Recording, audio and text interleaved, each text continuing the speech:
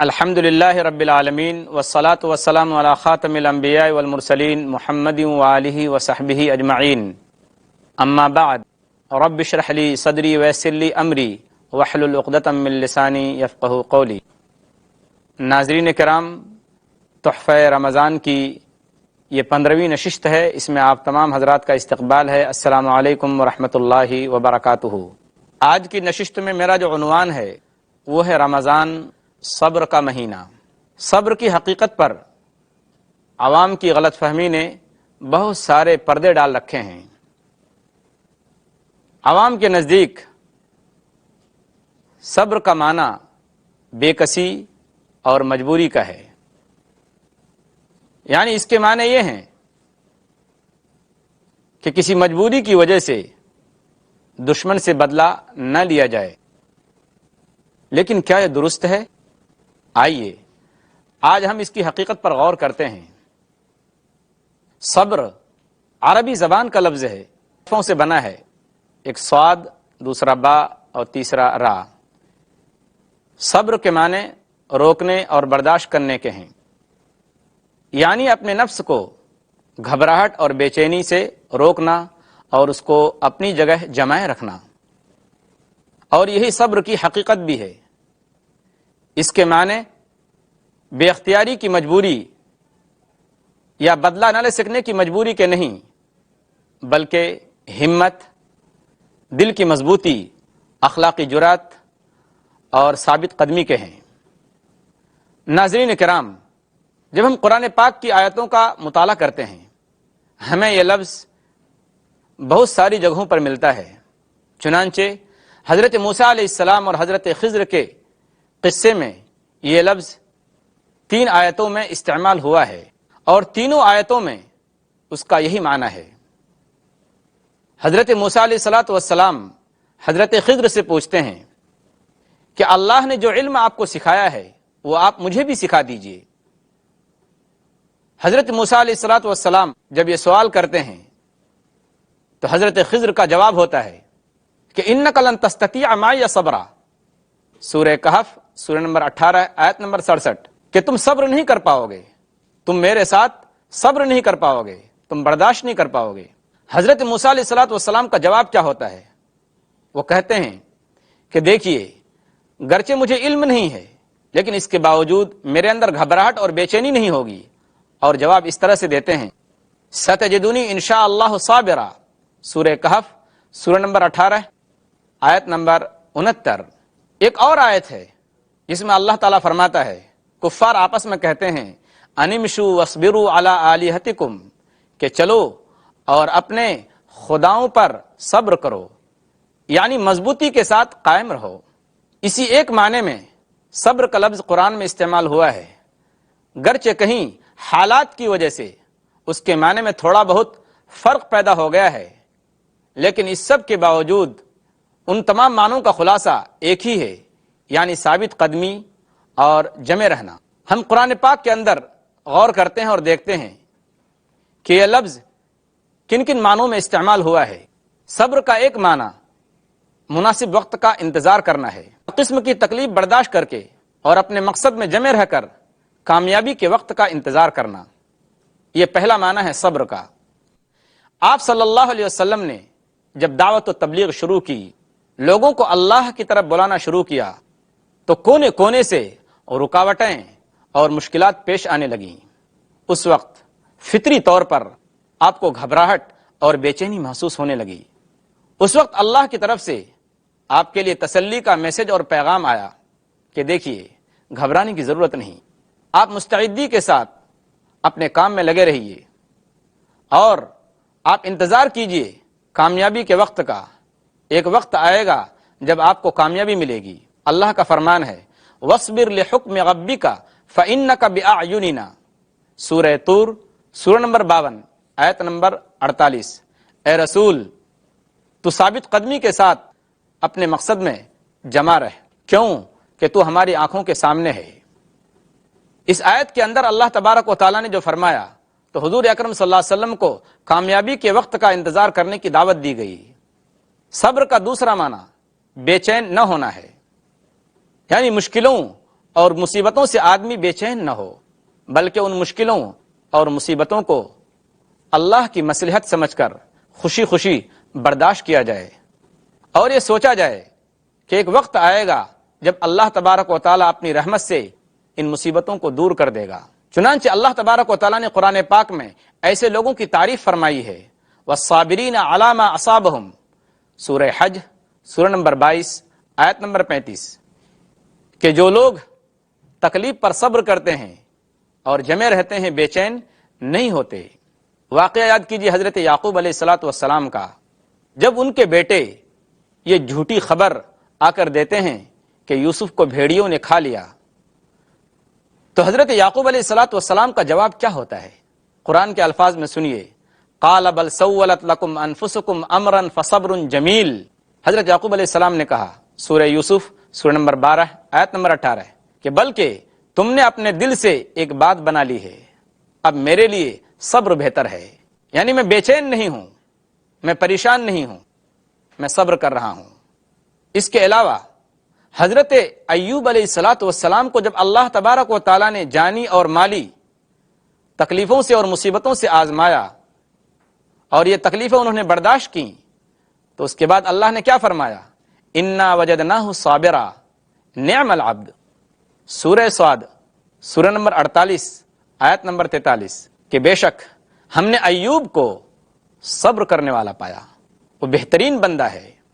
حضرت اسماعیل علیہ الصلاۃ والسلام کا جو قصہ ہے، جب ان کے والد حضرت ابراہیم علیہ الصلاۃ والسلام ان کو ذبح کرنے کے لیے لے کر جاتے ہیں اور پوری تیاری کر چکتے ہیں، اور جب ان سے پوچھتے ہیں کہ تمہاری کیا رائے ہے کہ میں نے خواب میں دیکھا ہے کہ میں تجھے ذبح کر رہا ہوں، تو بیٹے کا جواب کیا ہوتا ہے؟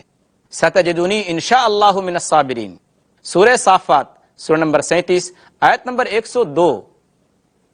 یعنی اسماعیل علیہ الصلاۃ والسلام کا جواب ہوتا ہے کہ ابا جان، میں پریشان نہیں ہوں، مجھے کوئی بے چینی نہیں ہے، اللہ نے آپ کو جس بات کا حکم دیا ہے آپ اسے کیجئے، یقیناً آپ مجھے برداشت کرنے والوں میں سے اور صبر کرنے والوں میں سے پائیں گے۔ صبر کا ایک معنی ہے درگزر کرنا اور معاف کرنا، یعنی دشمنوں کی طرف سے جو تکلیف پہنچے، جو پریشانیاں پہنچیں، آدمی ان تکلیفوں کا جواب نہ دے بلکہ ان کو برداشت کر لے، یہ سب سے بڑی بہادری کی صفت ہے، اور یہی وہ چیز ہے جس کی اللہ تبارک و تعالیٰ نے مسلمانوں کو بار بار تاکید کی ہے اور بار بار اس کا حکم دیا ہے۔ یہ بہت بڑی صفت ہے اور بہت بڑی خوبی ہے۔ یہ دشمن سے ڈر کر نہیں، یا کسی کمزوری کی وجہ سے نہیں، یا کسی اور مقصد سے نہیں، بلکہ معاف کرنا دشمن کو اللہ کے واسطے ہو۔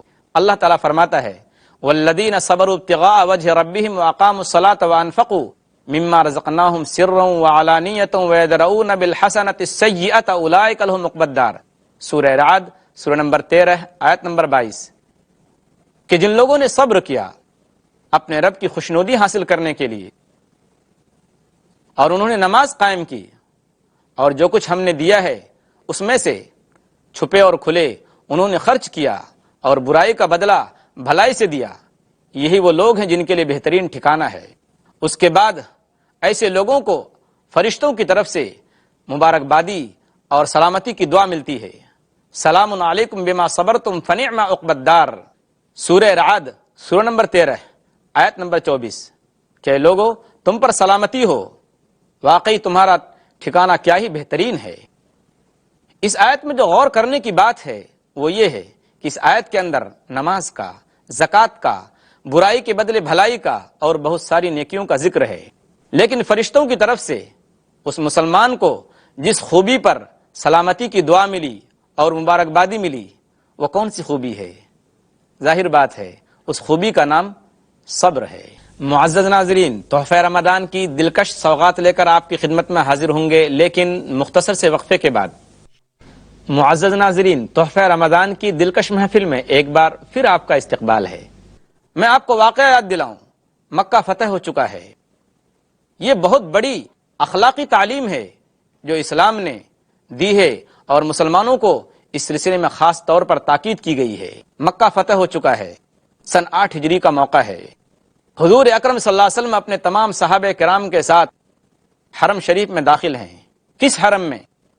جہاں آپ کو گالیاں دی گئیں، جہاں آپ پر پتھر برسائے گئے، جہاں آپ کے قتل کی سازش اور پلاننگ ہوئی، اسی صحن حرم میں آج سارے کے سارے مجرمین موجود ہیں۔ جن لوگوں نے حضور اکرم صلی اللہ علیہ وسلم کو 21 سال تک تکلیف پہنچائی، وہ سب کے سب آج صحن حرم میں موجود تھے۔ وہ لوگ بھی تھے جن لوگوں نے آپ پر پتھر پھینکا تھا، وہ لوگ بھی تھے اسی صحن حرم کے اندر جن لوگوں نے آپ کو گالی دی تھی، وہ بھی تھے جنہوں نے نماز کی حالت میں آپ کے بدن مبارک پر اور آپ کی گردن پر اونٹ کی اوجڑی رکھی تھی۔ یہ سارے کے سارے مجرم، یہ سارے کے سارے لوگ گردن جھکائے حرم شریف کے اندر صحن حرم میں بیٹھے تھے۔ دوسری طرف صحابہ کرام کی ایک جماعت ہے جو بدلہ لینے کا انتظار کر رہی ہے، جو صرف حضور اکرم صلی اللہ علیہ وسلم کے اشارے کا انتظار کر رہی ہے۔ آپ صلی اللہ علیہ وسلم کی زبان مبارک کھلتی ہے، ارشاد ہوتا ہے، اے قریش کے لوگو، بتاؤ میں تمہارے ساتھ کیا سلوک کروں؟ کیا دنیا کی تاریخ کے اندر کوئی ایسی مثال پیش کی جا سکتی ہے دشمنوں کو معاف کرنے کی؟ آئیے، اسلام کے روح رواں حضرت محمد صلی اللہ علیہ وسلم نے اس کو ثابت کر کے دکھایا۔ حضور اکرم صلی اللہ علیہ وسلم کی طرف سے ارشاد ہوتا ہے کہ اے قریش کے لوگو، بتاؤ میں تمہارے ساتھ کیا سلوک کروں؟ قریش کی طرف سے جواب ملتا ہے، اے محمد صلی اللہ علیہ وسلم، تم تو ایک شریف آدمی ہو، ایک اچھے آدمی ہو، ہم تم سے اس بات کی امید کرتے ہیں کہ تم ہمیں معاف کر دو گے۔ آپ صلی اللہ علیہ وسلم تمام خطاؤں کو اور ان کی تمام غلطیوں کو اور جو کچھ انہوں نے اذیتیں اور تکلیفیں پہنچائی ہیں ان ساری چیزوں کو بھول جاتے ہیں، اور کیا کہتے ہیں کہ لا تثریب علیکم اليوم اذهبوا فانتم الطلقاء، کہ جاؤ، آج کے دن تم پر کوئی سرزنش نہیں، تمہاری کوئی گرفت اور پکڑ نہیں، جاؤ تم سب کے سب آزاد ہو۔ صحیح فرمایا کسی شاعر نے کہ وہ قوم ہی قائد ہے اور فاتح ہے جہاں میں، جس قوم کے اخلاق کی چلتی رہے تلوار، اس قوم کی دنیا میں نہیں کچھ بھی حقیقت، جس قوم کے کردار کا گھٹ جاتا ہے معیار۔ ناظرین کرام، حضور اکرم صلی اللہ علیہ وسلم نے جو بات کہی اس پر عمل کر کے دکھایا۔ اپنی جان کے دشمنوں کو آپ صلی اللہ علیہ وسلم نے معاف کرنے کے لیے کہا، لیکن پہلے خود معاف کیا۔ صبر کا ایک معنی مشکلات سے ہمت نہ ہارنا ہے، یعنی راہ حق میں جو بھی مشکلات آئیں، جو بھی پریشانیاں آئیں، ان سے آدمی بد دل نہ ہو، بلکہ ہمت جٹا کر ثابت قدمی کے ساتھ ان مشکلات کا، ان خطرات کا مقابلہ کرے۔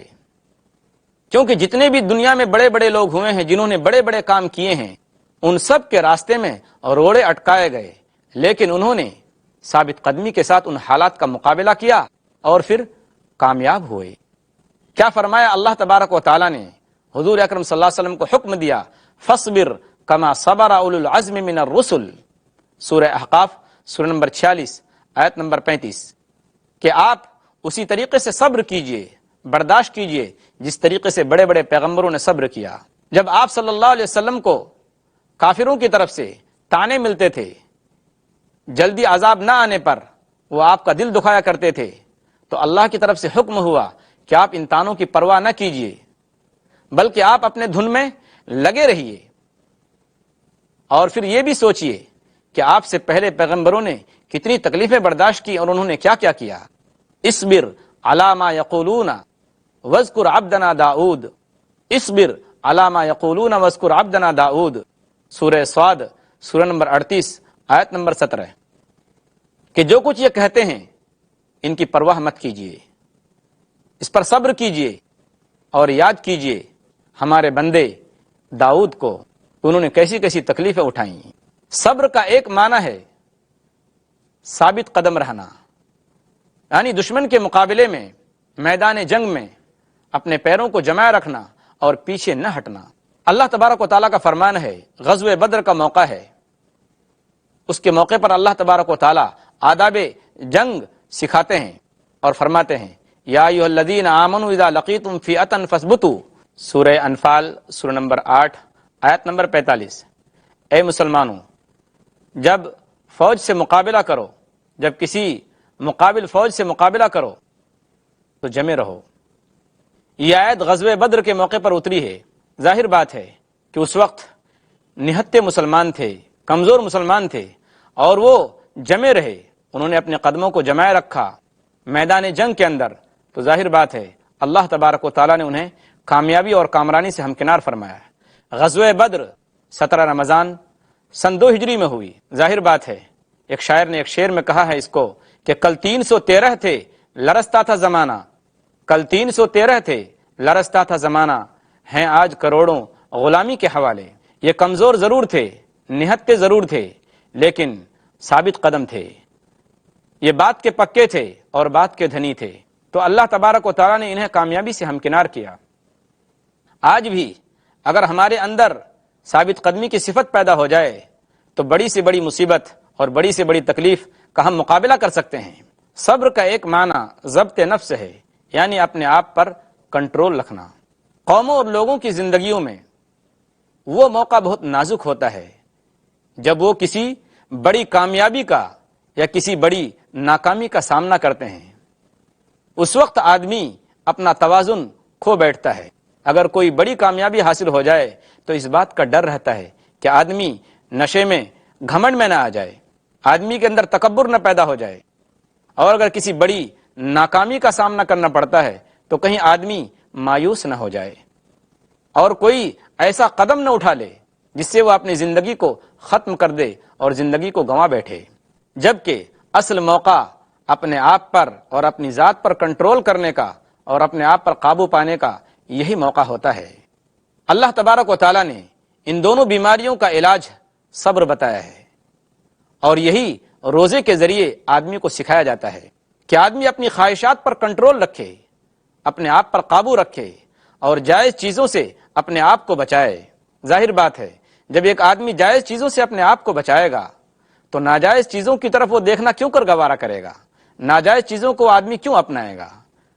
اصل میں روزے کی ہی وہ خصوصیت ہے جس کی بنیاد پر کہا گیا ہے، علماء تفسیر نے کہا ہے کہ قرآن پاک کی جو وہ آیت ہے کہ انما یوفی الصابرون اجرہم بغیر حساب، سورہ زمر سورہ نمبر 39 آیت نمبر 10، کہ جو صبر کرنے والے ہیں ان کو بے حساب اجر ملے گا۔ تو یہاں صابرون کا ترجمہ بعض علماء تفسیر نے صائمون کہا ہے، یعنی روزہ رکھنے والوں کو بے حساب کتاب اجر و ثواب ملے گا۔ تو روزہ ضبط نفس کی اور اپنے اندر کنٹرول رکھنے کی اور اپنے آپ پر قابو پانے کی بہترین مثال ہے۔ ناظرین کرام، جب ہم نے یہ سب باتیں، یہ سب چیزیں صبر کی سن لی تو ایک صبر کا وہ معنی بھی سنیے کہ آدمی ہنگامی حالات اور وقتی طور پر کسی بات میں جمے رہے تو ظاہر بات ہے یہ تو صبر ہے، لیکن اس کے علاوہ زندگی بھر کسی کام کو انجام دینا مستقل مزاجی کے ساتھ، یہ بھی صبر کے اندر داخل ہے۔ جیسے مذہبی فرائض ہیں، نماز ہے، روزہ ہے اور دوسری چیزیں ہیں، تو جو آدمی ان تمام فرائض کو ثابت قدمی کے ساتھ، مستقل مزاجی کے ساتھ انجام دیتا ہے تو یہ بھی ایک طرح کا صبر ہے۔ اللہ تبارک و تعالیٰ نے فرمایا، آپ صلی اللہ علیہ وسلم کو حکم دیا، وَأْمُرْ أَهْلَكَ بِالصَّلَاةِ وَاصْطَبِرْ عَلَيْهَا، آپ اپنے گھر والوں کو نماز کا حکم دیجئے اور اس پر خود بھی پابندی کیجئے، اس پر جمے رہیے۔ سورہ طٰہٰ سورہ نمبر 20 آیت نمبر 132۔ اب جن لوگوں نے اپنی زندگی میں نمازوں کی پابندی کی، پابندی کے ساتھ نماز پڑھی، اور جن لوگوں نے رمضان آنے پر رمضان کے روزے رکھے، تو گویا ان لوگوں نے صبر کے اس معنی پر عمل کر لیا۔ ان لوگوں نے اپنی عمل سے یہ ثابت کر کے دکھایا کہ وہ بھی صابرین میں سے ہیں، وہ بھی صبر کرنے والے لوگوں میں سے ہیں۔ ناظرین محترم، ان تمام خوبیوں کو اللہ تبارک و تعالیٰ نے قرآن پاک کی اس آیت کے اندر جمع کر دیا ہے۔ یا ایھا الذین آمنوا استعینوا بالصبر والصلاۃ ان اللہ مع الصابرین، سورہ بقرہ سورہ نمبر 2 آیت نمبر 153۔ اے ایمان والو، اپنے رب سے مدد مانگو صبر کے ذریعے اور نماز کے ذریعے، یقیناً اللہ تبارک و تعالی صبر کرنے والوں کے ساتھ ہے۔ یہودی لوگ جو آپ صلی اللہ علیہ وسلم کی دعوت پر لبیک نہیں کہتے تھے، آپ پر جو ایمان نہیں لاتے تھے، اس کی 2 وجہ تھی۔ ایک وجہ تو یہ تھی کہ ان کے دلوں میں نرمی باقی نہیں رہی تھی، اور دوسری بات یہ تھی کہ حق بات قبول کرنے کے بعد جو جانی اور مالی تکلیفیں آتی تو یہ عیش و عشرت کے دلدادے اور متوالے لوگ ان تکلیفوں کو کہاں برداشت کر سکتے تھے، اس لیے وہ آپ صلی اللہ علیہ وسلم کی دعوت پر عمل نہیں کرتے تھے اور اس پر ایمان نہیں لاتے تھے۔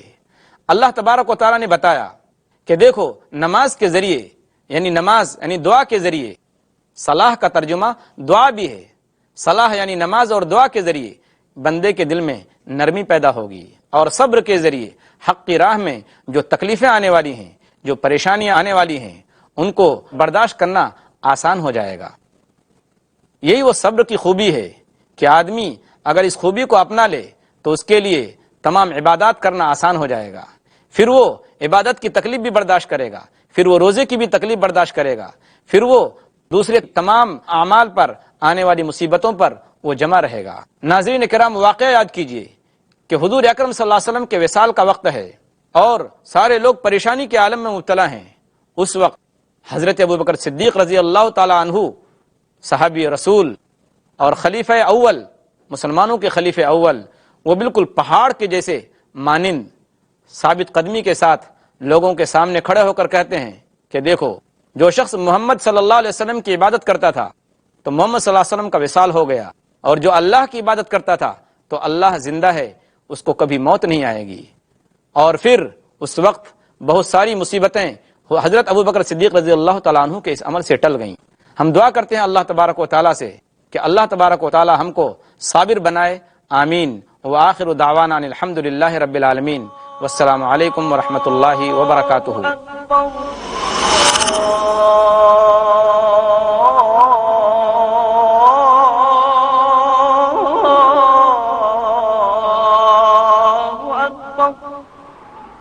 أشهد أن لا إله إلا الله